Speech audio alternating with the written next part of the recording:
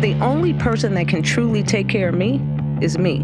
I am responsible for me. I'm responsible for my health. Chef Babette is back, and at 73 years young, she is as badass as ever.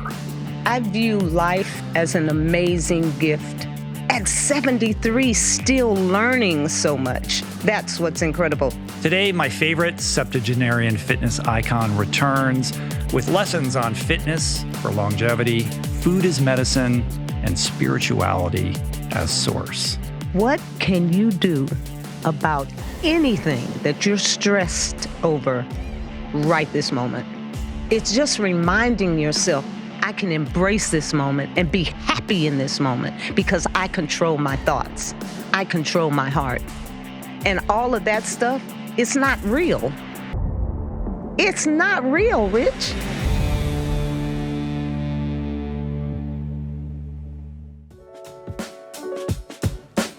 Today's episode is brought to you by the awesome organizations that make this show possible. So good to see you. Oh, so good to be here. Great to have you back. It's been, I think it was October of 2022 when you were in here. Yeah, so it is coming up on 2 years. It's been a minute. So you're 73 now, yeah? I'm 73. 73, yes. Glowing. You look amazing. Thank of course, you. not surprised. How's life treating you? Wonderful. Yeah. Everything is good. And I feel so good, Rich. I do. I feel amazing. And, you know, every year when you're a senior citizen, you know, they always want you to get the different insurance packages and all that kind of stuff. Get all the AARP stuff in the mail. The Social Security stuff, you know. And I had been always talking about the fact that I don't even have a primary care physician. Mm-hmm. So I said that on an interview one time, and people were like, she really needs to get a primary care physician. And so I signed up for one. Uh-huh. I've never met him. You still haven't gone, but though. I still haven't gone, but I want. It would be interesting for you to go in and just get all the tests and get the blood work and just see exactly where you're at. But if I feel good, Rich, if I feel amazing, if I feel amazing, you just don't want something going on that Rich, you wouldn't feel. I'm 73, Rich. I know. 73 and 22 is how much? 73 and 22? Yeah, it's how much? It's 85. Is that all? No, 95. It's 95? Yeah, it's 95. Well, what do I need? So is it 73 plus 22? And 32? Oh. Is that 100? That's 105. That's 105? Yeah. Now I only need 100. So 73 and... Rich, your math is as bad as mine. What, 28? Damn, to get to 100? Well, I don't know. What are you driving at? I'm trying to get to 100. What's and the I'm trying to equation say, you're trying to if solve? I'm chilling and I'm feeling amazing, and there's nothing wrong with 27 me. years. Why would I need to go do all that? I feel you. I hear you. Check this out, though. I did have an incident where I was feeding an ego. I was in the gym. December the 5th, 2 days before my 73rd birthday. I was feeding my ego. I did a 45-minute spin, and that ego said to me, you should go get on the treadmill. Remember how you used to do that little 8-minute mile after you get off the spin bike? And I said, yeah. So I go over to the treadmill. I hadn't been on the treadmill for at least 2 years. I get on the treadmill, this girl walking next to me. That's what I should have done. But my ego said, turn it up to 7 and sprint. I did. I was getting it. Then I saw my trainer come in, got off the treadmill, went into the training room. He could hardly train me. I was showing off, Rich. I get to the restaurant. I bend down to wipe a spider web off and my my right knee cracks 3 times. Yeah. It was not good. The ego always gets you. The ego. And that is what I have been sharing with people, to stay in your lane. I had absolutely no reason to turn that treadmill up to 7 and sprint. I had not been on a treadmill and had just got off the spin bike. That was way, way too much. Yeah. And I learned such a valuable lesson. At 73 years old, I learned to check that ego at the door. But you still didn't go to the doctor to check out the knee. No, you know what? How's the knee doing? I didn't. Is it all right? There you go. Yeah, but no, I didn't. So go you to are the human. doctor. I'm human, and you know, of course, but as long as I am ingesting good nourishment and good thoughts, and I feel amazing, there's nothing wrong with me. Mm-hmm. Why do I need to go to the doctor? To tell me what? I don't know that you need to. I guess my only concern, as I said earlier, was just that you want to make sure there isn't something going on that you wouldn't otherwise be unaware of because you're asymptomatic. That's all. That's like the Western mind inside of me that's looking out for you. You know what? I'm just giving you a hard time. I should go to a doctor and do all that stuff you said. I really should. I would like you to go so that he does all the tests and is amazed, and then you have the ability to just show anybody who questions what you're doing. You know what I mean? You're like, well, look at it here. Like everybody who says, oh, the way that you eat is not healthy, or you're nutrient deficient, or you're not getting enough of this or that. And you can have all the blood work and you're like, here it is. But you know what though, Rich? I don't really care about them saying that. Yeah. Because the only person that can truly take care of me is me. I am responsible for me. I'm responsible for my health. I understand what you're saying about, you know, having knowledge if something is up with you. Well, let's talk a little bit more about this idea of your responsibility to yourself. That's not unrelated to this idea of self-love, and you always talk about putting yourself first. Better. We talked about that a little bit last time, but maybe we can go a little bit deeper into that. So what do you mean when you say that?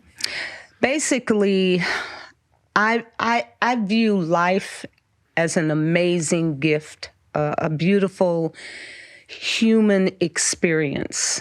And for me, the only way that I can show how appreciative I am of this gift is to practice self-love and self-care.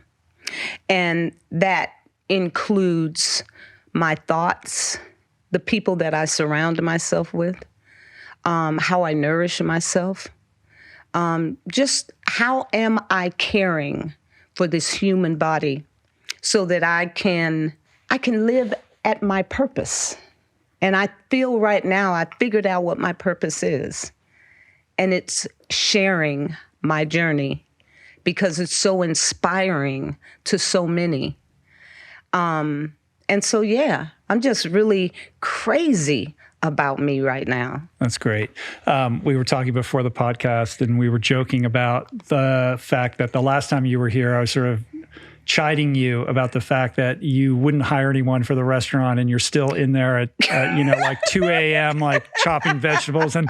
And, you know, you could hire a young person to do this. Like you don't still have to do this. I know. Because fundamentally your job is to be you, right? And you just said it yourself. I know. So you know it, right? I know. I do know it. Yeah. I know so much. And at 73, still learning so much. That's what's incredible. When I talked about the knee, I learned a lot that day. I learned a whole bunch that day. But man, when it comes to the restaurant, you're right.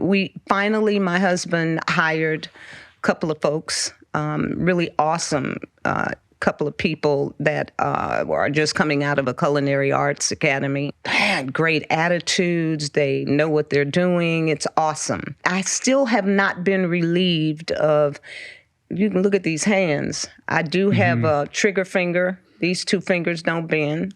And I have carpal tunnel syndrome. So ladies and gentlemen, I do sleep sitting up at night with a rubber ball in my hand, because the blood flow is so bad. Now, I've been challenged with carpal tunnel before. I had carpal tunnel surgery, trigger thumb surgery, carpal tunnel surgery, trigger finger surgery. Now I have trigger finger again and carpal tunnel again. That is called overuse syndrome. It's not anything I'm eating. It's what I'm doing. Yeah. But I'm doing it for my business. And yes, you're right. It's time for me to stop. You could delegate that part of your business, but you can't delegate the job of being Chef Babette, though. I know, that's the only thing. Right? Yeah. But this idea of self-love, I surmise this was not always the case, right? Like we talked about your past when you were here before, but I think it would be good to kind of travel back a little bit for people who didn't enjoy your first appearance on the show and just kind of create some context here. To where before I knew that I was supposed to, I was supposed to love self. My point is, you've gone through a lot. I have. Babette, and you've come out the other side. You've endured a lot. You've faced many obstacles in your life, and you sit across from me, so pure of heart and so radiant in your positive energy. I can't imagine that you were always this way. It feels like you were always this way. No, I wasn't. I wasn't always this way, but I've come to realize that this human experience is full of a lot of bumps and knocks. And, it's a beautiful thing to be able to get through all of that and then still be high enough that you're willing to share you with the masses. And that's what I do every day. And that is what I'm embracing. And I love so much about my journey right now. It was really, really hard. I think about, so remember I talked to you about some of the guys I was with? Yeah. The husband that kind of calmed my life out, he passed away last year, in April. Yeah. Had you stayed in touch with him? I had been in touch with him. He was the really nice person. Now I'm with Rondo right now. He was husband number 3. Let's see now. We had Warren died. That was the first one. That was my daughter's father. He passed away. The old man that used to batter me around, that guy, yeah, he kind of had, what do you call it when you can't remember anything? Dementia. Dementia all the time. He was walking around, didn't know where he was. He died. And so, chemo's dead. But I think it's only about 2 of them that are still standing. Yeah, but you're still going strong with Rondell. Ron and I still are figuring everything out. Yeah. You still maintain separate households, right? We do that pretty good. And he's, he moved me into this gorgeous place that I'm so blessed to reside in. But he has a studio. He's into music. When I'm getting up in the morning, he's going to bed. And so, it's working out. He's 76, I'm 73. And instead of sleeping in separate bedrooms, we're just sleeping in separate square spaces. Yeah, I get it. I get it. Know what I mean? Get it. Whatever works. It's working for you. Whatever I have works. no judgment on that. Thank you. But I think, to the point of like cultivating self-love and this positive energy, what you endured would have broken most people. So why, how were you able to emerge from that different? Like what was the catalyst for you to go a different way? Or what was the experience or the book or the individual that, reframed how you were reflecting on your life? What Rich is talking about is my journey to date. I was battered. I was molested at 5 years old. I was beat up a lot through this thing called life. I was sickly, eczema, asthma, couldn't digest my food. I was pretty unhappy for the most part. And the thing that really got me, though, Rich, was when I walked into the City of Angels Church with Reverend Dr. O.C. Smith. And then I went over to Agape Spiritual Center. And when I was introduced to metaphysics, if you will, that was when I began to understand the oneness on this planet and how we're all connected. Through the Reverend Michael Beckwith? Reverend Michael Beckwith. And how you cannot separate yourself from that intelligence that created all of this. I'm just a mere expression of it. So that rather than being angry about the journey, I accepted the journey And now I just decided I was going to be full of love going forward. And I understand that that is a lot stronger than hating. And I think I mentioned that in our other interview. What does being angry get me? Just a grumpy old lady being angry. Right. I'm full of life right now. I'm happy. All that stuff is back then. Yes, I am who I am today because I went through all of that. But man, I'm so much better than I was. Well, those experiences ultimately made you stronger, right? Yes. And I think there's a beautiful freedom when you can just embrace your past in that way and not hide it for, the not sake be of stuck shame in it. or be embarrassed about it. Like you share these stories and these horrible things that have happened, but you're so liberated from their power to control your behavior and your refusal to let them victimize you. Yes, which for is really sure. empowering. There's It is. agency in that, right? Yes. Baby, I've learned to stay present. I don't have to move too far in the future, and I ain't hanging out back there. How do you hold on to that, though?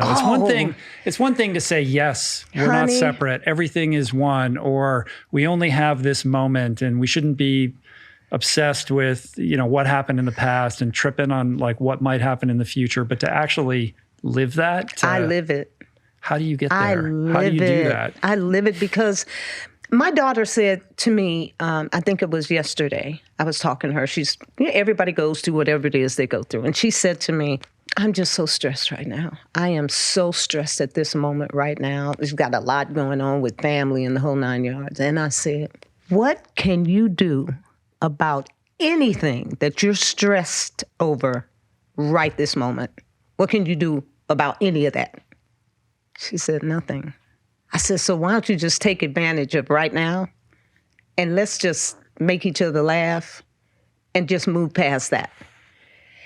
And I found some silly, something on YouTube that was really stupid. And I sent it to her and we had the best laugh ever. It's just reminding yourself there's absolutely nothing I can do about any of that right this moment. But I don't have to let this moment go. I can embrace this moment and give thanks for this moment and be happy in this moment because I control my thoughts. I control my heart.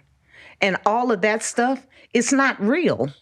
It's not real, Rich. I heard you say one time something along the lines of, people say all you have is today, like live today like it's your last day, but you say live this moment it's your last. Because that's all you got.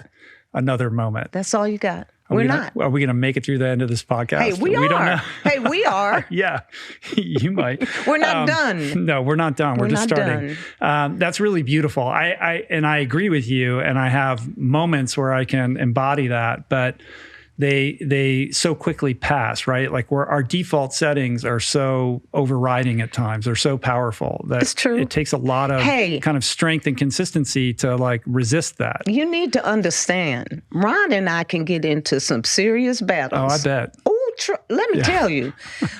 But you know what? Every time we ever go at each other, if you ask me tomorrow, what were you guys upset about yesterday? Like no hangover, no half-life on that. Most of the time, I don't even remember. And I'm constantly teaching me, who are you, Babette? You don't like what he said? You thought he said something that you just thought was not. But who are you? Do you know who you are?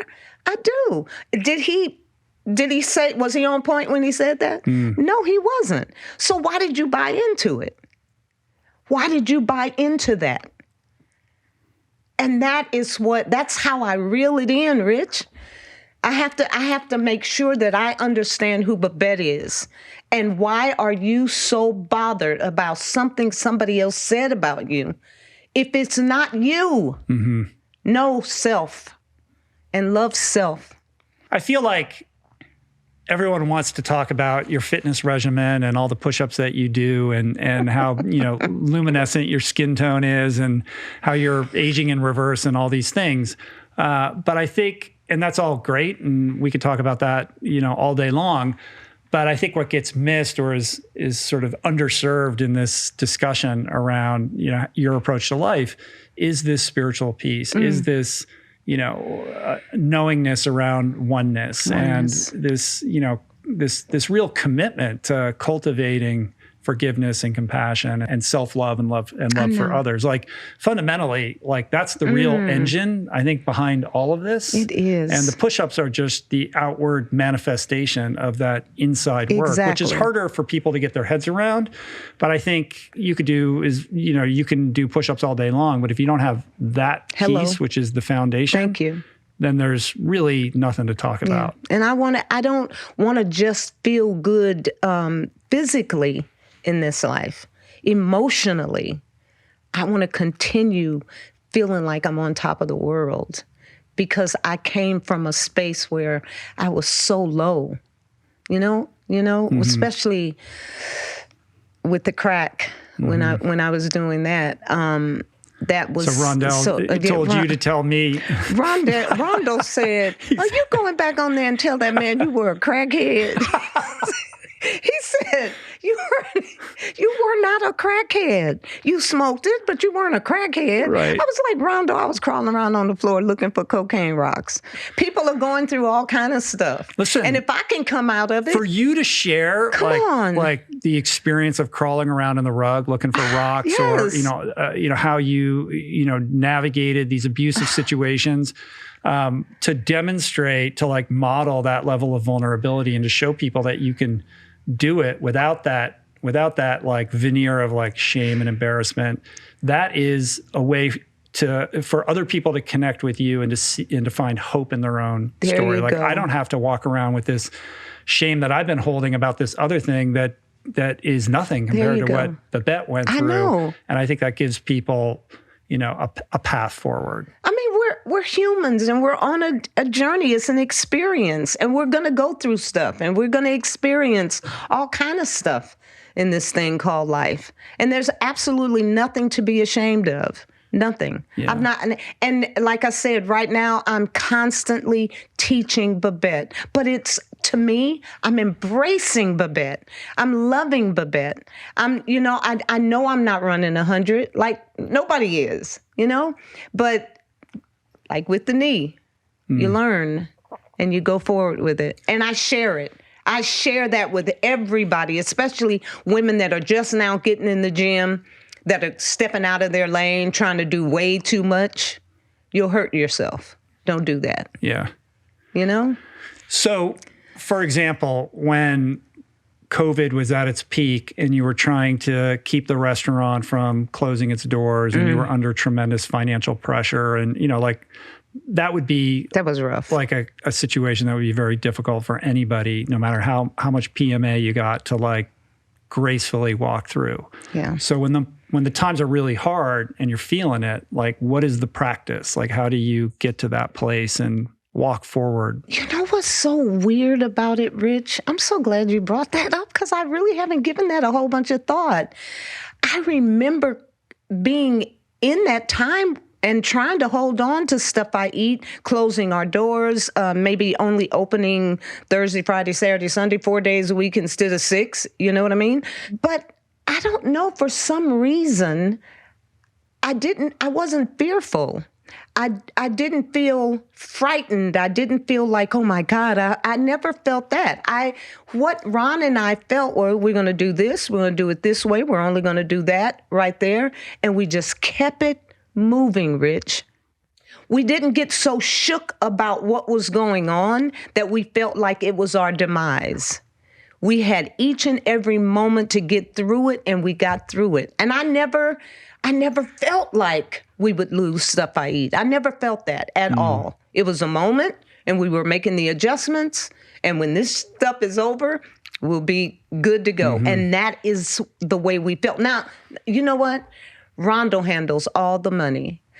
That's the way I felt because I don't pay a bill. He might have felt differently, but I didn't feel. I just felt like we're making adjustments, and tomorrow it will be better. Yeah, I also imagine if you were to reflect on the worst case scenario, like it's just nothing compared to where you came from. So how bad could it be, right? Bad like could it be? You've been to hell and back. So this is just a blip on the radar screen. And it is. Yeah. Because let me see those pipes. yeah, you want to see them? There you go. That's pretty good. That's not bad. Yeah. And I haven't been in the gym since December 5th. How come? I busted my knee. Oh, for the knee thing. So Yes. you can't do any upper body thing? I can do it now. I'm back. I see. I'm back. Yeah. But look how long it took me. Yeah. We're almost in June. That was December 5th. So did it take longer to get back into it? I mean, it's sort of a use it or lose it thing, right? I detoxed. I went on a 12-day water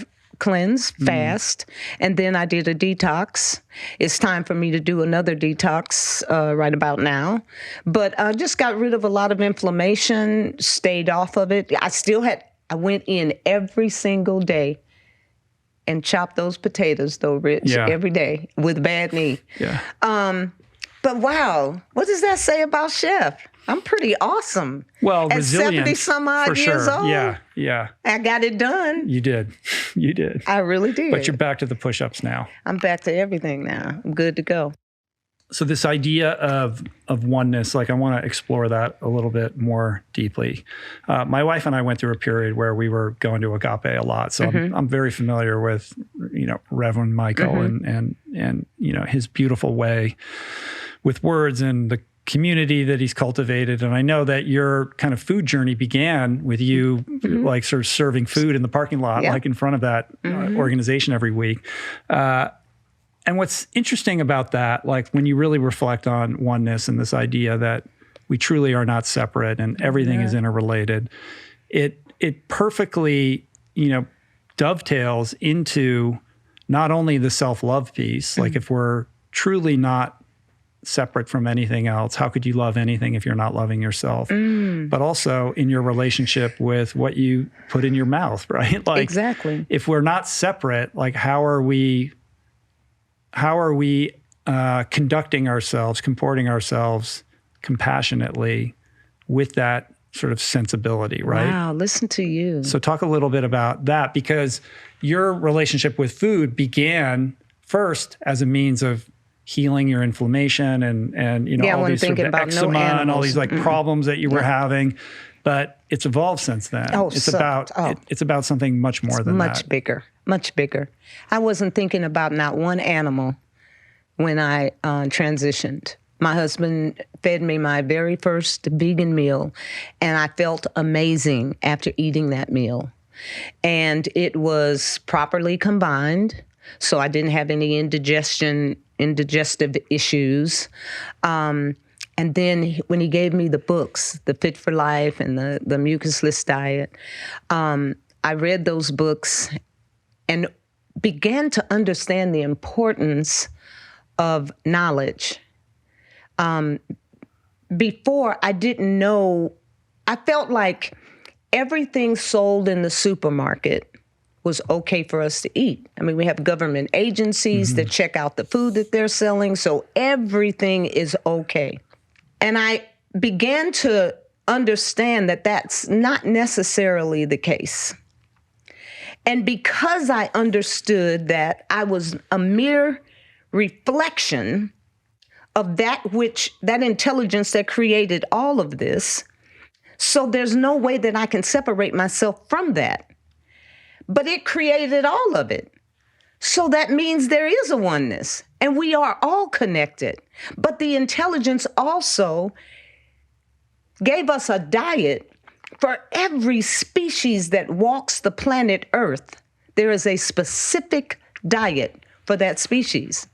And as I began to read and learn more, I understood, wow, I'm that species that can pick an apple off the tree and just eat it and be nourished from picking that apple. I don't have to slaughter anything. I don't have to murder anyone. I don't have to use heat. I don't have to cook. If I don't want to, I don't have to do any of that stuff. Because that intelligence put it here for me. Nuts, seeds, I can just pick it right off the vine, and it works for me. Therefore, I understood I don't have to murder a chicken to nourish myself. I don't choose to do that any longer. I don't want to eat another animal's intestines, i.e. chitlins. No, thank you. You understand? So I understood that there was that chicken has a diet, that cow has a diet, that horse has a diet, that kangaroo has a diet. You eating kangaroo meat? No, anyway, I'm not. Somebody just told me about somebody eating kangaroo meat. But anyway, and then I began to understand I don't need to bother anybody else to nourish myself. It's been put here for me, and it's very easy for me to consume it. And that to me says that's practicing love of others as well as self. I'm so disappointed in the human species that trips on complexion. What? The intelligence created more than roses. Flowers come in all different colors. We love them for being what they are. We're all expressions of that which created us. I love you, Rich. I don't care about your unmelanated ass. I'm trying to get more melanated. It's too foggy out, though. I like being in the sun. But the bottom line is we're all one in this, and we should be embracing. If we learn to love one another, if we learn to just love of self, like you said it, if you don't start with you, it's impossible to love outside of you. Yeah, you can't truly love another unless you love yourself. And I think there's confusion around the self-love piece. People will say, oh, that's indulgent or it's not. Or it's selfish. Like I have all these kids and I have multiple jobs. Like I can't afford to do that. This is an experience that is reserved for, people that have a lot of free time or Put whatever. your oxygen mask on first, or you're not going to be there to help anybody else. I bet there's a lot of you out there who've been pondering that new website you'd like to have, but just haven't pulled the trigger.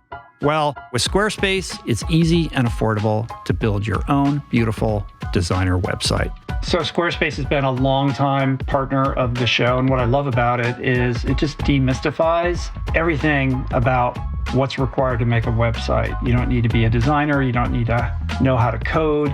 Everything is right at your fingertips. They make it super simple, and they've got these unbelievably beautiful templates to choose from that are oriented around whatever your needs may be. Whether you need a simple landing page or a full-on online shop, Snap, Crackle, Pop, Squarespace has the tools you need to launch your business, including e-commerce templates and inventory management. So make that website. You got it. Click the link in the description below for a free trial. And when you're ready to launch, use offer code RichRoll to save 10% off your first purchase of a website or domain.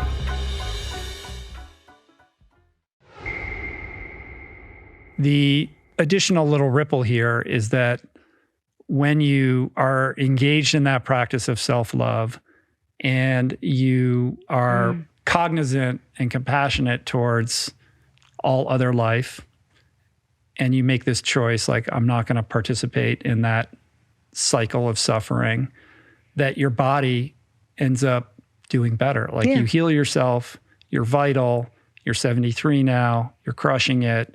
You don't need to go to the doctor. You're not on any meds. None of that, right? Right. And I think that blows people's minds. They get confused around that. And that's another thing that humans do when they see something that they can't quite understand. Even if it's aspirational, our minds will immediately try to find an argument why you're different and that doesn't apply to me. It's so true. It is so true. You've been reading those comments, haven't you? They don't play. I get them. I get those comments also. Yeah, they don't play. They don't really get it. And this is the path that I'm on is not to put anybody else down. It's just the path that I'm on. I appreciate life. I give thanks for life, and I show how grateful I am each and every second of the day. Even when I'm screaming at Rondo and I have to take a few minutes to take a deep breath, go outside and come back and be like, okay, all right, you're back. You're good. You're good now. I want to be a fly on the wall for one of those fights. You're good. Ooh, yeah, sometimes. On the point of other people sort of being confused, curious but confused, it's inevitable that the protein question comes up, especially as we age. There's more and more research coming out. We need to eat more protein, sarcopenia, and all this sort of stuff. But I just saw you flex your bicep, and you only got back into the gym in December. No, it's impressive. No. I've been out of the gym that's what I mean. December. Yeah. Oh, okay. So you're still not even back. I'm just now. I have a beautiful gym at my new apartment. And yesterday I was interviewed by Jillian Berry, and she had me in the gym showing that's the first time I've been back in the gym since I hurt the knee. Oh, wow. But see. You're hanging on to that muscle, though. That looks good. Yeah. Yeah. No protein powders. No, but I do a lot of CMOS. So I have that's your thing, right? CMOS, Why is CMOS such a big deal to you? CMOS because I'm selling it now. Yeah, you had to find out. You just had to go giving there. You like Earth show and me. Sea, Earth and Sea I'm Wellness. giving you the opportunity. Earth and Sea Wellness. It's a green light, Babette, for you to promote. I put CMOS in everything, every sauce, every smoothie, every juice. I just make sure I get my little dose of sea moss in there. But a girlfriend and I, because come on, listen, you guys Google everything. Google the benefits of ingesting sea moss, please. All right. We'll do it. All right. It's good. But I take it. Yeah. Anyway, so the sea moss and I'm on Orlo now because I was never the person that I was horrible with taking vitamins and every day popping something. But are you hip to Orlo? No, what's that? That is a vegan omega-3.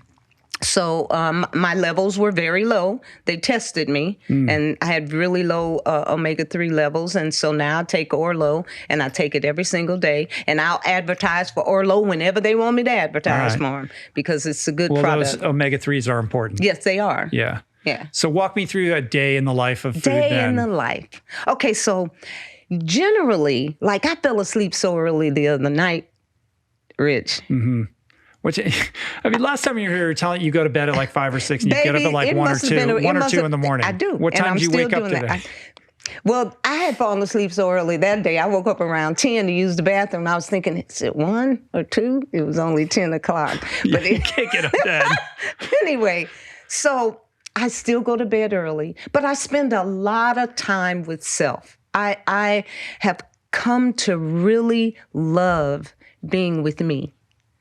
I tell jokes and crack myself up. And I'm like, is this some senile stuff you on here? Because you sure hang out with yourself good and you talk and you laugh and just have a great time. But I get plenty of rest. So if I fall asleep at 6 or 7, I'm wake like Chris, my manager sent me a message yesterday, and he sent it at 7:45. I was already out. I didn't get it till 2 o'clock this morning. But I'm still waking up between 1:30 and 2, and I start my day. Now, since it's gym time again, after I'm up, I'll get myself together. I'll go to the gym. And then I'll come back, freshen up, go into stuff I eat. You know what? Chop up a box of potatoes. You know what I do. But I start my day nourishing myself with either fruit or a juice. Now, we have a big Ruby's juicer at Stuff I Eat, so I'm juicing anyway. So I'm going to have myself some juice. So most of the time, I'm at the restaurant till afternoon. Lately, Rich, I don't know where all these people are coming from, but so many people are showing up just to get a picture with Chef B. Oh, that's nice. It is so cool. But most of the time, if I leave when we open, I miss them. So what I need to do right now is get a big picture of myself that they can take their Instagram photo with. Instagram photo. I saw Maria Shriver did a story on you. Oh, she did. Yeah, Yes. yeah, that Wasn't was that cool. cool? Very cool. That was very, very cool. Yeah, so you're out there. I know. And my numbers are just like, I don't know. But these people, what they're doing nowadays, they're grabbing bits and pieces from interviews like this and putting together their own videos. Yeah, that happens a lot. I never saw that before. Yeah. But my numbers every day, they're just inching up. I'm almost at 400,000. Wow. Yeah, I'm growing up. Yeah, good for you. And that's translating into foot traffic into the restaurant. Yes, it is. That's the important thing. Yeah. A lot of people, a lot of sisters come in there. And brothers too, they come in there. When I say sisters and brothers, I mean men and women. I'm not talking about, you understand that? Do I have to tell you that? The level of melanin? I'm not talking about just melanated people. Yeah. When I say sisters and brothers, I'm talking about humans. I get you. Okay, yeah. I just want you to get me. Oneness. Yeah, right. All right, but keep going. but we're up to the first day's juice. They're inspired. Yeah. Come on. Well, you're an inspiring person. But to be an inspiration after the shit I've been through. Really? But that's what makes it inspiring. Isn't that just amazing? Yeah, I would have never. It's not, Babette, it's not just the message, like the food and all the, information, the knowledge, right? It's the vessel. It's like who's carrying the message. It's true. And when you have like lived a life and, gone through a lot, you carry a certain resonance, a gravitas, an authority, right? And your story is so powerful, it allows people in, and makes them more open to connecting with whatever the information is you're trying to impart, right? Yes, it does. Because you're not trying to bullshit anyone, and I would never. You might be selling a little sea moss, but beyond that, it's not. There's no pitch here, Okay, Rich, you got me. Yeah, it's Earth all right. and Sea Wellness. Right. So I'm not surprised, I'm not surprised that, Maria Shriver wants to write about you and that you have people showing up on the doorstep of the restaurant trying to get a glimpse of you. It's so wonderful. Because people want that energy, and the energy, that's what it is, the energy that you're emitting is contagious and infectious. Yes. And we're all starving for it, and we all want and need more of it in our lives. And I think we get in our own way. I'm a big complicate hugger it, too. and we struggle with trying to, get a little piece of what you seem to exude so effortlessly. I like the way you put that. So that means every hug. Did you feel it when I hugged you today? Did you feel that energy? Of course. I hug everybody. I don't even meet strangers anymore. How about that? What does that mean? I don't meet strangers. I just feel like I know everybody. I do. Is that weird? No, I think that's consistent with this oneness idea, right? Yeah. All right. So you make juice in the juicer. I make juice in the juicer. We're on the what you eat in a day. And then, come on. You know what, Rich? I can't even eat my own soul food platter anymore. It's too much food. It's gluttonous. And it's so I can make a handful of nuts a meal, salads. I do have a quinoa bowl. It's stuff I eat that I really, really love. Mm-hmm. I'm not wild about too much cooked food. I'd rather have a little bit more life on it. Yeah, I mean, you're kind of primarily raw, but you're not entirely raw, No. Yeah. I have a restaurant that's our menu is pretty transitional, and I eat cooked food, but my preference is more live food. And so that's why my manager, Chef Chris Tucker, and I are getting ready to do a cooking show. Tell me about that. And it's going to be called Hot or Not.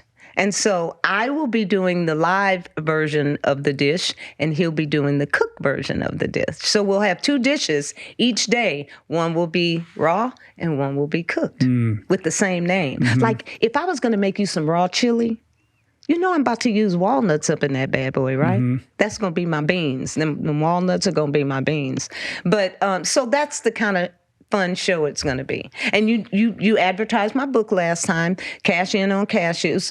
And I do have another book set up. The Stuff I Eat book is being written right now, so I will definitely send you a copy when I'm done with it, because you talked about me last time because I only had that dessert book. Yeah. Yeah, Yeah, yeah. Yeah, you remember that? I do. Oh, okay. Yeah, yeah. Well, anyway. That's good. So the cooking show, I'm really, really, really excited about that. When does that launch? Ooh! As soon as we sit down, I just got into my spot. We're going to shoot it at my residence. They've got a beautiful kitchen. And so we're going to shoot there. And I'll definitely let you know as soon as we got it going, because I'm so excited about this show. Cool. It's going to be a really good show. Is it something you'll record before a live audience or no? No, it won't be a live audience. Not initially. It'll just be Chris and I knocking them out. Right. Yeah. That's cool. Yes.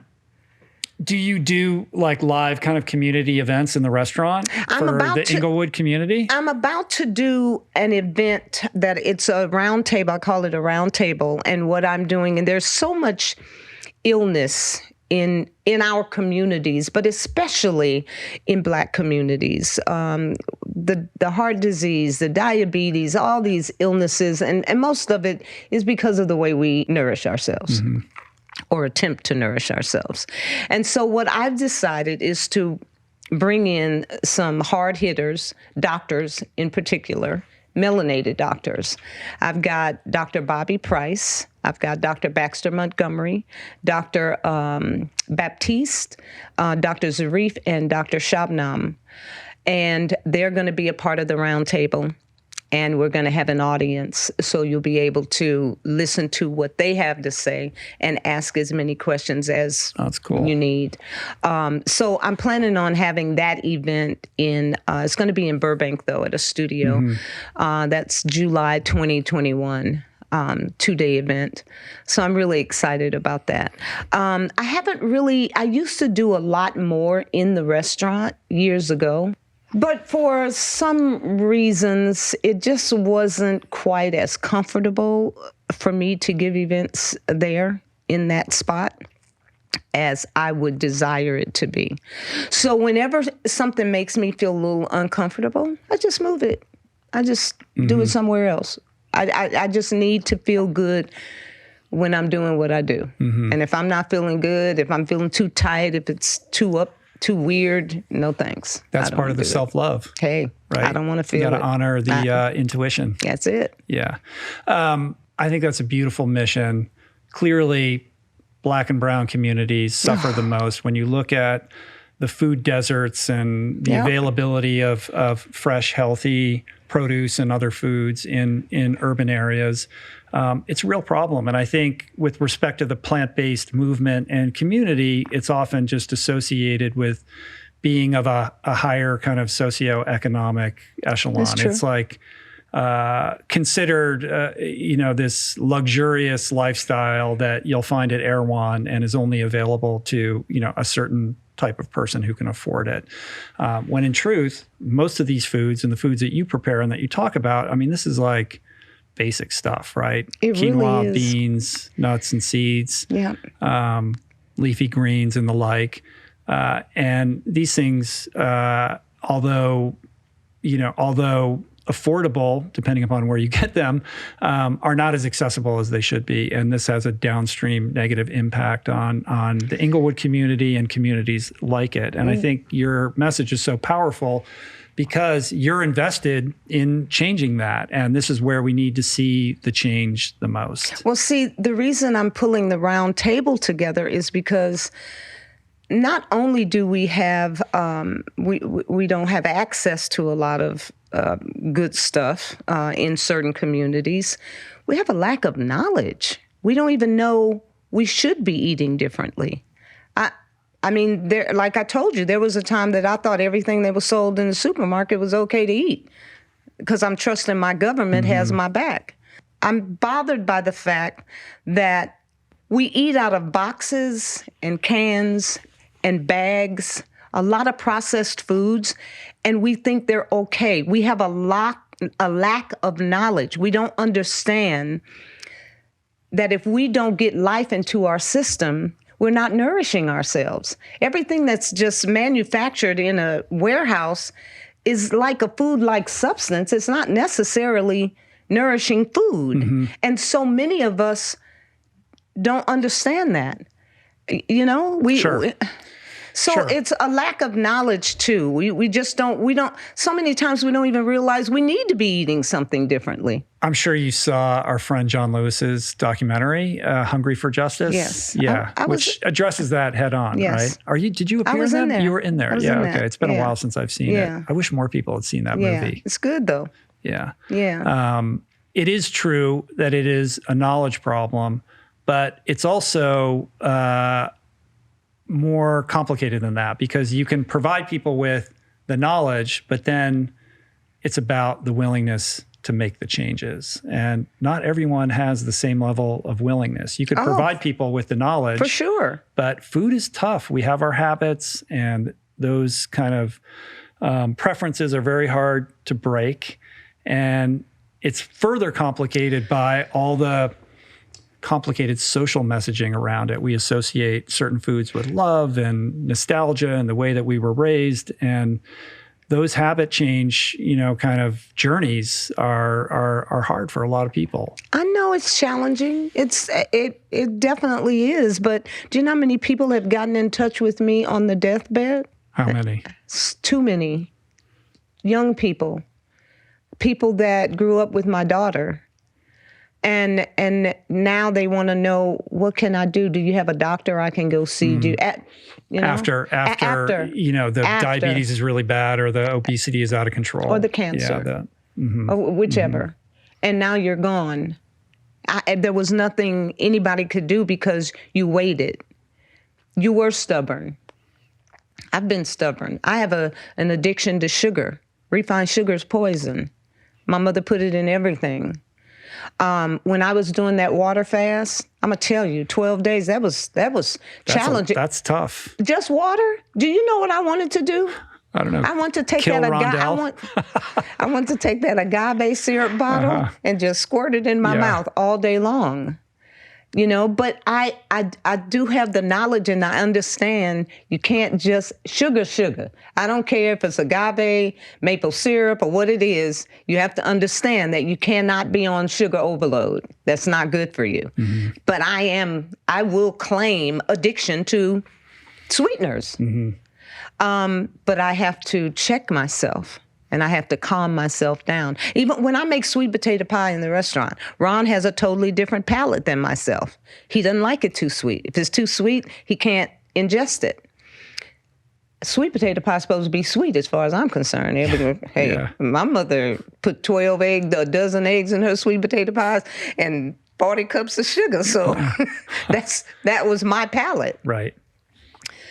But I still have to make the adjustments. I could be stubborn about it and keep zits in my face and be stuck on, I don't eat animal products and just continue eating the sugar and have bad skin and the whole 9 yards, but I don't choose that any longer because I did get away from it. I saw a difference to my body. I felt it differently. Mm-hmm. You understand? So you have to try, at least give it a shot. Now, like you said, everybody's not going to do it. But for those, and everybody that goes into church on Sunday, Reverend Michael knows he ain't catching everybody. But if he catches one person, he's done his work. Mm. So. You know what it's like to be free of those kind of addictive yearnings, right? With sugar, et cetera. So you've had that experience. You can remember that when you're in that struggle. And I think through the restaurant, the way that you try to get people on this journey is to provide them with not just healthy food, but food that's delicious, right? Yeah. So that they can have their version of that experience and know what it's like to actually feel better, perhaps for the first time, right? Yeah. And there's a compassion in that, but there's also like a trust. You, like me, like I don't tell anyone what to do. Like I'll share my experience, but I'm not here to tell you don't do that and do this. Right. But here's some delicious food, like you decide. What is the experience that you're having? Is this better? Do you want more of this? Here's some information if you want to, embark upon that journey. And I feel like that's why food is so powerful, like serving food prepared with love that is made to nourish the body, to really honor the body. And it is like a living kind of three-dimensional vehicle for self-love. Exactly. Because self-love is nothing more than, performing acts of self-respect and love for oneself, Oh right? my And God, food yes. is the way that we do it All over 3 that. times a Yes. day. Yes. It's all over that. It really Have you is. noticed changes in the Inglewood community? Like, is this starting to ripple out? Like, are more and more people starting to? You have more and more people changing their lifestyle, but we also have more and more meat restaurants opening up. Yeah. It's going to be what it's going to be. You know what I mean? It's going to be, and those people that are going to transition and move away from it, they're going to transition and move away from it. I'm like you. I can't sit here and put anybody down for the choices that they make. But I can say this to everybody. The choices we make on this planet today has consequences. Every one of us, whenever we make a choice, it has a consequences. Whether good, positive, or negative, there are consequences. And with the amount of, I find it disgusting that we are destroying forests to grow as many soy plants as possible to feed animals. Cows normally graze. And now we just determined that we're going to give them a new diet. So there are things that we do that have consequences in terms of the health of our planet, our home. I don't know of any other place to live outside of here, not in this human form. And the planet is going through changes because of our choices. I find we're responsible for it, but we're sensitive as well. Mm-hmm. We're super sensitive. Mm-hmm. And someone would hear me say this and be like, well, I don't want it to come off that way. I'm just saying we're still responsible. No matter what your choice is, you're still responsible. That is 100% true. But I think a lot of people struggle to receive that message and just think, well, I'm just one person. What does it matter? My decision or my choice around food isn't going to make a difference. And second to that, a lot of people also don't care, or they don't want to shoulder that responsibility. They just want what they want. You're 1,000% correct. You're 1,000% correct, but it ain't going to make me shut up. It's not going to make me stop sharing the message that I know to be true. I live this. I live this every second of the day. I know what I am talking about, period. And I remember a mother. My mother, the bathtub that I have right now, my mother could never climb in that bathtub, sit down in it, let alone get out of it. At my age, she could never have done that. You know what I mean? Mm-hmm. But I am so blessed. That tub is so deep. I've never had a tub that deep. I get down in that tub. Do you know I feel like the Hercules girl? I get down in that tub and I can get out of that tub without any help at all. Uh-huh. That is just... And just so we're clear, and for people that don't know, you went totally 100% plant-based in 1990? 1990. You were 40. You just got a 40? Good-ass memory, yes. Yeah, 40 years old. 40. That's when I made my change, too. Yes. Prior to that, eating whatever, all kinds of health issues, all kinds of problems. But since 1990, which is 34 years ago... No animal products. None. No doctors. Climbing in and out of the bathtub at 73. I mean, it's pretty fucking rocking, you know? Like you're a powerful example of this lifestyle. It's quality, sweetheart. And that's so important to me. The quality of life is everything. I can live in that apartment. When I moved into that apartment, they had these beautiful, you know how you go into a hotel and they got the luggage carts? Uh-huh. Somebody had taken the luggage cart. I made 100 trips carrying crates, all kind of stuff, from the basement where my car is parked to the second floor where my apartment is. I made so many trips, even after having a bad knee. If I wasn't having a good quality of life, I could have never done that by myself. All by myself, Rich. Mm. That is such a blessing. I'm blessed. I read that, or I saw a video that you super glued your hand to the counter of a Starbucks. You got in on that? Yeah. Explain this to me. My manager, Chris, got me hooked up with all kind of stuff. Yeah, so, man, and being a sister, that was kind of weird. I'm in Starbucks gluing my hand to the counter, and at first I was terrified, but then I understood. There's a homeless woman in Inglewood, in my neighborhood, that's usually at Vaughn's supermarket early in the morning. She is broken out with eczema on her face. It's ripped. It's just horrible. Every morning, because I'm always, hooking her up.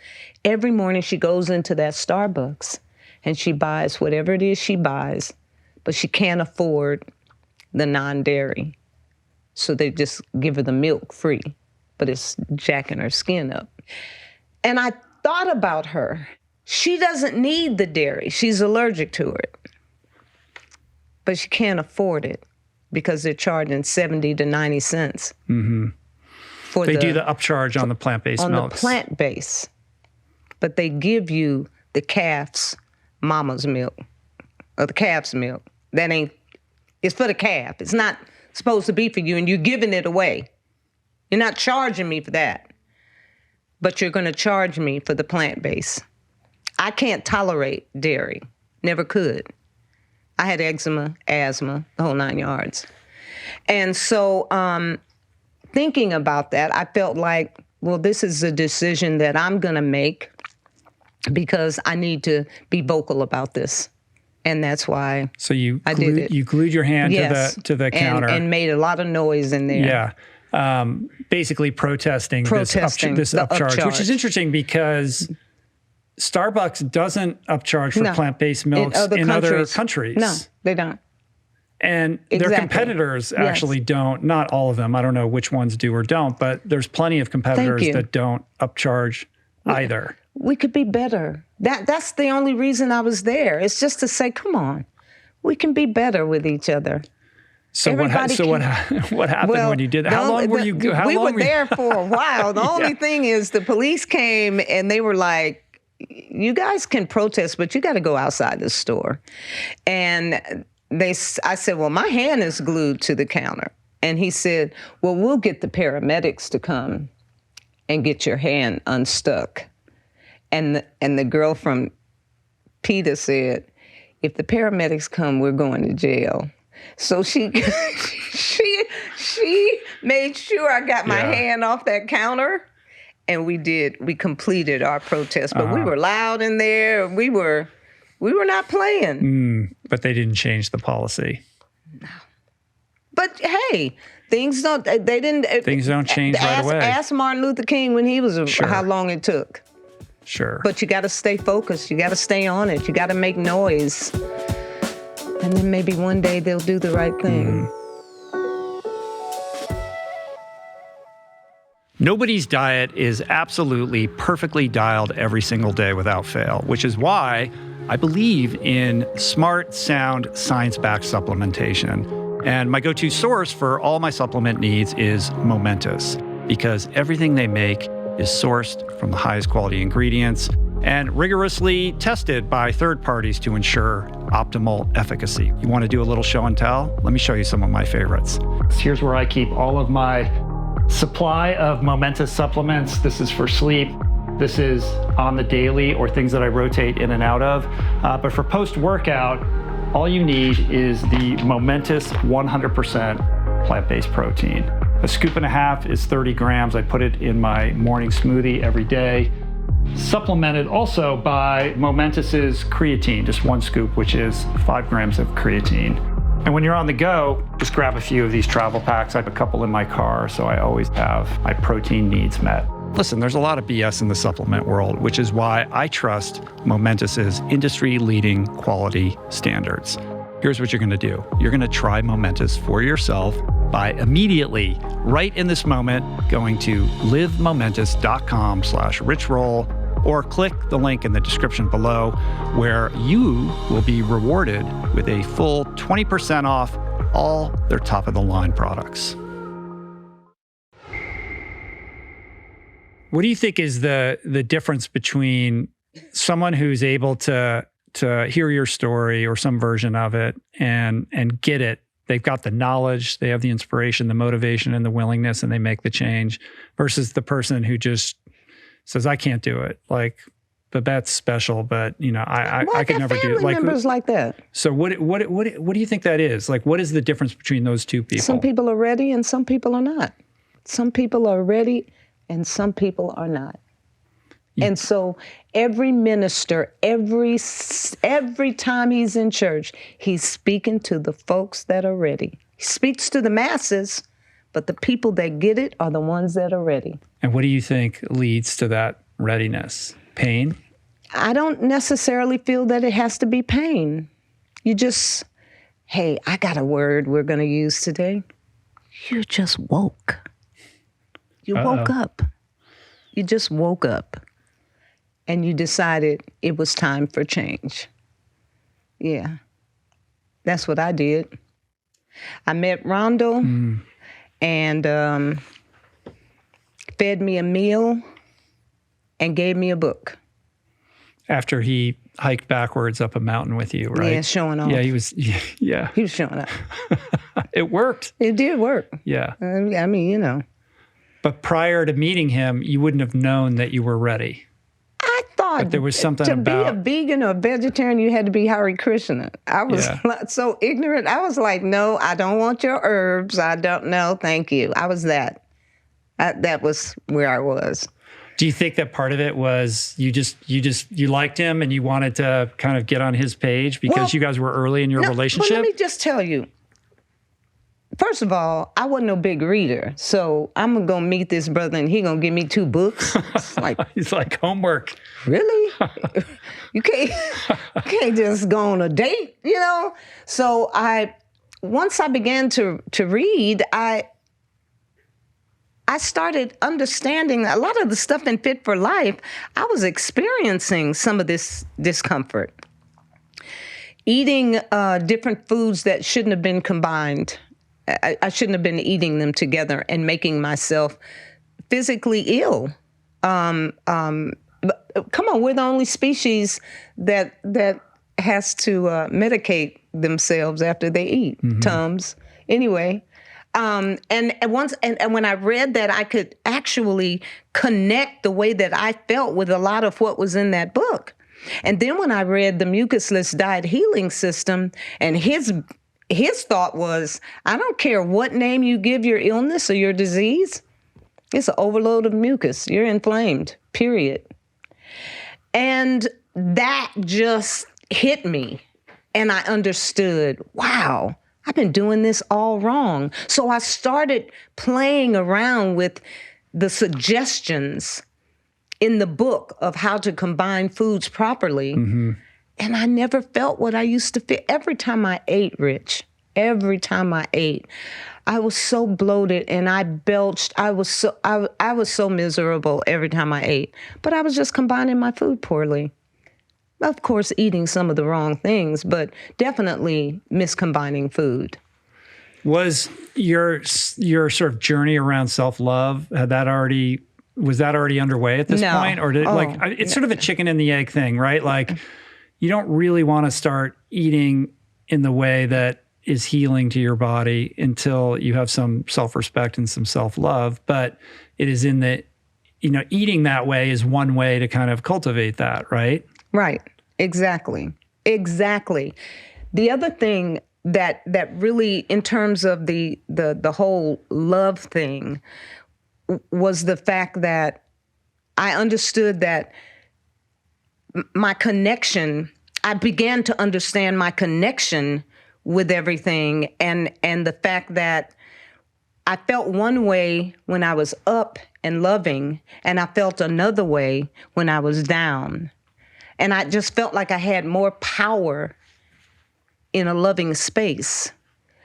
But to be perfectly honest with you, it did take a little bit more time after I met Ron to really, really have a grip on love and how I'm going to make that more important in my human journey than anything is loving and understanding and forgiving me. All of that. It wasn't, it didn't come real quick. First, it was about, I feel better when I eat. And then it was constantly learning, constantly. And I was really at Agape a lot back then. Yeah. And just really, really understanding life. Understanding life. That's pretty much what it was. I'm so grateful. I'm so grateful. It didn't have to be as beautiful as it is right now. Because it's really, I really have a good life right now. You do. I do. I recently returned from India, where I had the opportunity to basically sit this far away from the Dalai Lama 2 days in a row. Man, how was that? And it was a series of talks led by this man, Arthur Brooks, who teaches at Harvard Business School, but really has kind of become this scholar on happiness. Mm-hmm. And he led this discussion over 2 days. And what was interesting about it was that no matter what question was posed to the Dalai Lama, his answer was some variation of one single idea, which is that the answer is always love. Like, it's just on one level infuriating, like, really? Like, we came all this way and like we're hearing this thing that we already know. And on another level, like perhaps the most profound thing that he could say. And I think we hear that word so much that it's difficult for us to really like embrace the true profundity of it if we were to actually like live it in the way that you're speaking about. Yeah, you have to live it. And because we're created in and of that, that's what we are. And once we live it and continue to live it and understand the importance of living it, wow, it just makes such a massive difference. Is the restaurant mostly an expression of that love? I feel like it's sort of a way for you to show your love with your community. But with the people who come in and have the food. They love it. They love it. And like I said, sometimes, come on, Rondo's 76. He could be grumpy sometimes. Can you turn your phone down, please? Well, I don't want to hear your speaker. But other than that, they understand what we do with the food. That come on. I pat the burgers out myself. They're made out of walnuts. You know what I'm saying? Mm-hmm. I pat them out myself. And I feel like people ingest that love. And we have some really great customers. Very, very, very loyal customers, and so many brand new people coming in loving what we're sharing.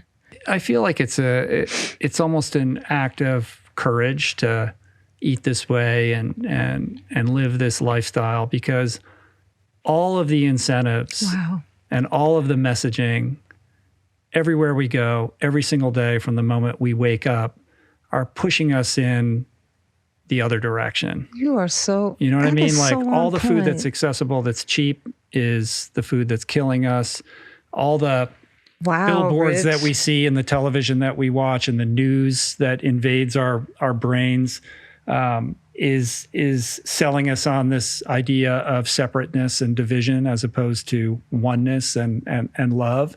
And so you really have to be intentional and determined to rebut all of those incentives and all of those cultural forces that are pushing us apart and making us sick and making us loathe ourselves and separating us from our true nature, which is to really embrace this idea of oneness and love as kind of the answer to all. You got it.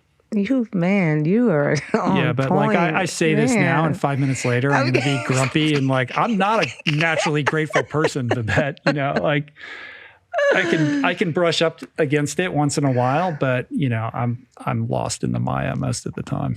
No, you're not. Yeah. No. I communicate with you too well. You get it. You get it. I just want to tee you up for a sermon. You get it. Like, tell me the truth. What do we need to know?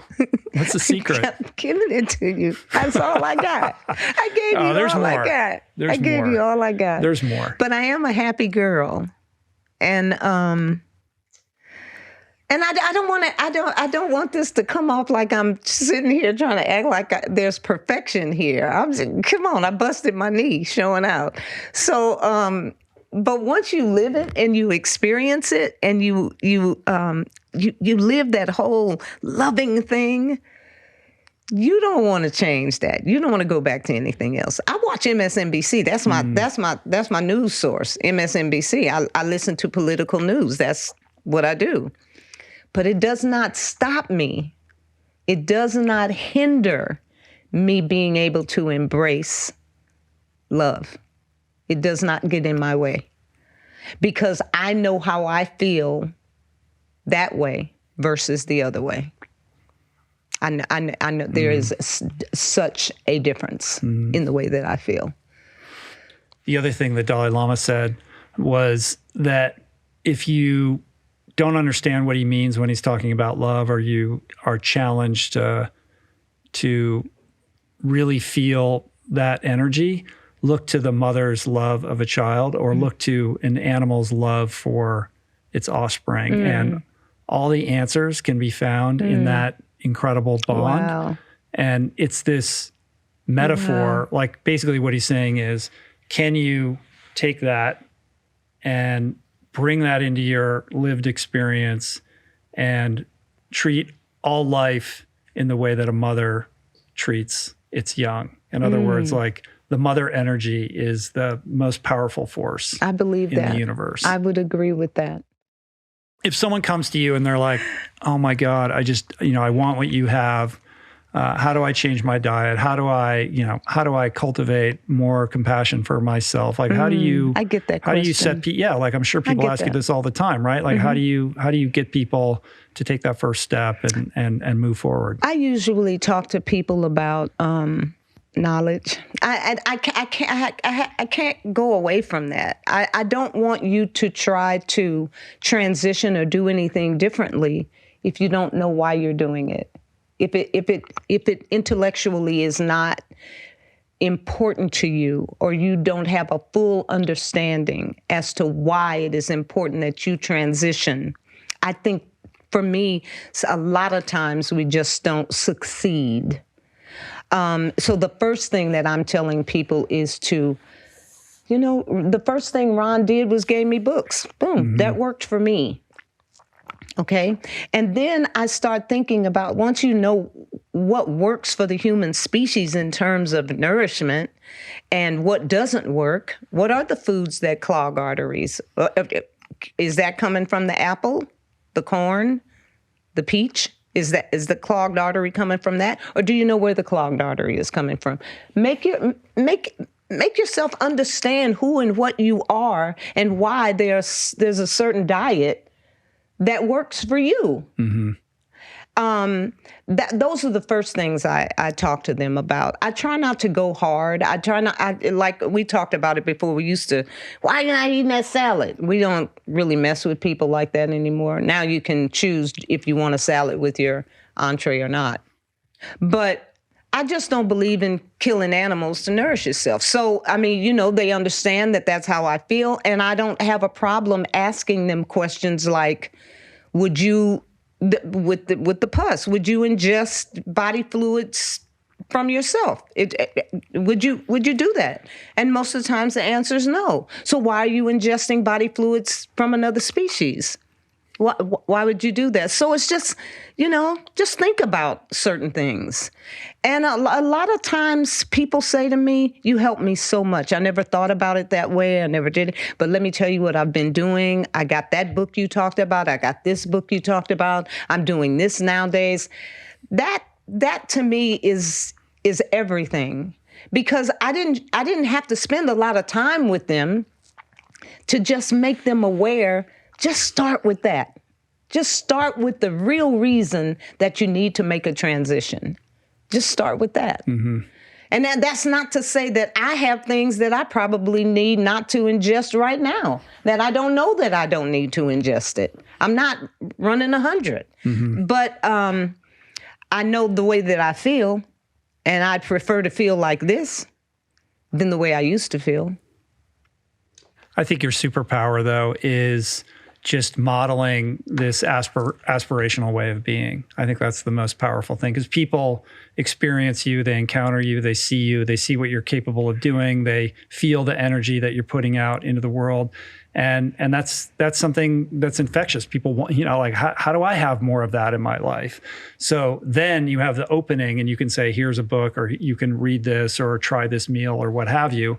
But I think just being a lighthouse where you're standing in your power, emitting this, beam out into the world that is luring people towards you. And I think that's a very different energy from the activist energy, or the protester, or the person who's judging and criticizing and shaming, because I think that's the antithesis of love. Like, that's just leading to more separation and division. It's true. It's not winning the hearts and minds of people, and it's not inspiring them, and it's not an aspirational thing that somebody wants more of in their life. No. And I think to each their own, and we need activists, and we need people who are out there on the front lines, demonstrating what's right and what's wrong, and the need for change and the like. But your energy is one that I think is served best in the way that you're using it now. It works better that way. Which is bringing people together. It does. It really does. Yeah, because gluing my hand to that counter, that was some weird shit. I'm telling you that right now. It wasn't super glue. It was some kind of super glue. It was weird. Because you're going to peel the skin off your hand. How'd you get your hand off that counter? It was really weird. She put something on there and got my hand off. Yeah. But I did get a few messages from friends going, really? Yeah, you into that now? I mean, it's cool you did that, but I don't know that that's the best use of your superpower. But my superpower is just what you said. Yeah, that just extending the love. Yeah. It's a beautiful thing. Just sharing. I think, and the thing is, it's like, this is work that has no end. And no. I know. And you're a drop in the ocean, but you believe that, the decisions that you make and the way that you carry yourself in the world can make a difference. Yes. And you're doing your part. It makes a difference to do that. Yep. But it's not going to overnight solve the urban food desert crisis, or the disproportionate way in which lifestyle illnesses are afflicting Black and brown people. Inch by inch. You just put it out there. You do your part. That's all you can do. Is do your part. So what's the dream? What's the dream? You know what I really want? I love gardening a lot. I've had one garden in my life, and we moved from that place, and I have not had a garden. So I believe that before I leave this planet in this human form, I would love to have a plot of land that I can actually spend time growing food. Mm-hmm. I would love to do that. Are there urban community gardens in Inglewood? I'm sure there are, but I want to have my own. You want your own? Mm-hmm. Yeah. Yeah. I feel like you could like grow the food for your restaurant. Loved doing that so much. I had watermelons. I grew watermelon in LA. I grew watermelon. My zucchini, of course, they were too damn big, but they used to get big as watermelons. I really, really enjoyed that. And that's something I would really, really love to do outside of truly learning to swim. I've taken swimming. I can help you up with that. I've taken so many swimming classes. Yeah. I'm so pitiful. That's an easy one to solve. Even though you've almost drowned 2 or 3 times, it's still easy. I think letting go of that fear. I could help you get there. You could help me get there. Yeah. I'd be happy to help you. Would you? Mm-hmm. Yeah, I really want to know how to swim. I mean, and be out there on my own without my, like I have a brand new pool that I have access to. Uh-huh. I got this big styrofoam thing that I have to put on to go to the pool. I want to go in my bathing suit and look like a chick. I don't want to go out there with a big old big blue styrofoam. Yeah, we have to solve this problem. That's not right. Me? It's not. Yeah, no, I can. Even though with all the love in my heart, I'm still scared as hell in that water. There's no reason why you should be scared. Okay. We'll sort that out. Please. So maybe we can end this with just a powerful call to action for people to reclaim their health by being more conscious about the choices that they're making. When you open that Bible and you believe in it so strongly and you believe in the Word, and please show appreciation through the practice of loving self and caring for self. Show that appreciation. And that includes knowing how to nourish yourself, movement, loving, watching your thoughts, practicing love of self is everything. Because then you are saying to the oneness, to the intelligence that gave us this life, thank you, thank you. Yes. So now I'm healthy and I can be on my purpose and stay on my purpose and feel good while I'm on my purpose. You ought to let me get down there and do you a push-up or two. I want to see it. When? Right now. Okay, watch. Yeah, do it right now. Okay. All right, let's see it. Ready? All right. You guys ready? Ugh.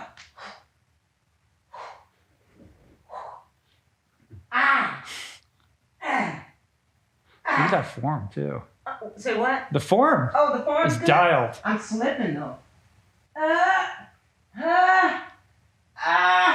Okay, can I get up? You're good. You proved it. You proved your point. Okay. Yeah. Amazing.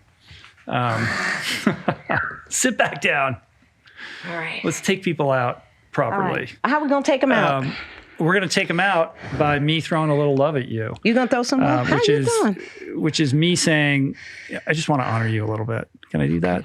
Please. You are an incredible spirit. You're a powerful manifester and a powerful change agent. I think that you are a catalyst for growth and expansion in so many people through the work that you do and the way that you live your life. And I'm very inspired by you. I'm in awe of you. And I just want you around for many more decades.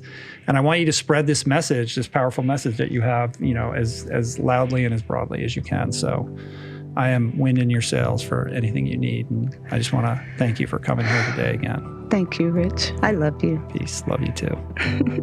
Bye, y'all. Bye. Peace, plants.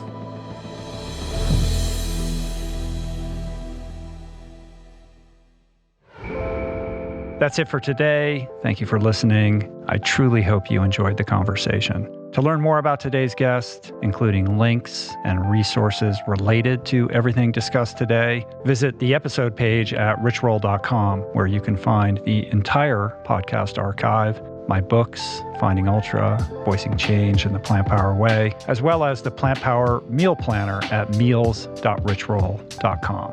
If you'd like to support the podcast, the easiest and most impactful thing you can do is to subscribe to the show on Apple Podcasts, on Spotify, and on YouTube, and leave a review and or comment. This show just wouldn't be possible without the help of our amazing sponsors who keep this podcast running wild and free. To check out all their amazing offers, head to richroll.com/sponsors. And sharing the show or your favorite episode with friends or on social media is, of course, awesome and very helpful. And finally, for podcast updates, special offers on books, the meal planner, and other subjects, please subscribe to our newsletter, which you can find on the footer of any page at richroll.com. Today's show was produced and engineered by Jason Camiolo. The video edition of the podcast was created by Blake Curtis with assistance by our creative director, Dan Drake. Portraits by Davey Greenberg, graphic and social media assets courtesy of Daniel Solis. And thank you, Georgia Whaley, for copywriting and website management. And of course, our theme music was created by Tyler Pyatt, Trapper Pyatt, and Harry Mathis. Appreciate the love the support. See you back here soon. Peace. Plants. Namaste.